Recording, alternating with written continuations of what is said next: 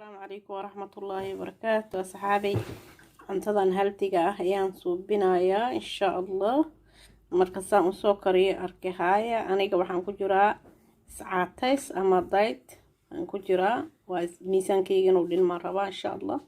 marka raashinkan cunaa idiin soo dhigaa markasto waa kaasahaya qadada idiin soo dhigaa quraacad waxyaalo kale taan cunaa insha Allah. laakiin qadada inaan idiin soo duuban jeclaha insha Allah cunaayo marka waa idiin soo tusaa insha Allah. Assalaamu calaykum waraxmatullaahi wabarakaatuh. Saxaabay waa kana cuntada haltiga ahayd meeshaan qudaar karsana iigu jirto ansalaato waxa aad u jeedaysiin waa yogurt natural yogurt iyadana cayil ma inta chicken waaye oo soo karshay ma sha Allah qada wanaagsan qadayda waa taas marka caatayska ama halti waraxmatullaahi wabarakaatuh.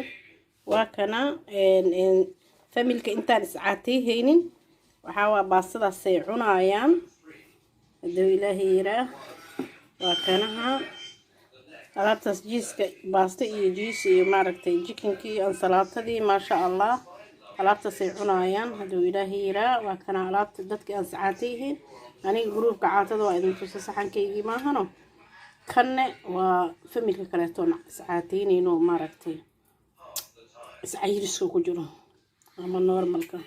السلام عليكم ورحمة الله وبركاته. وما تسنتين ولا عليه أصحابتي. السلام عليكم ورحمة الله وبركاته.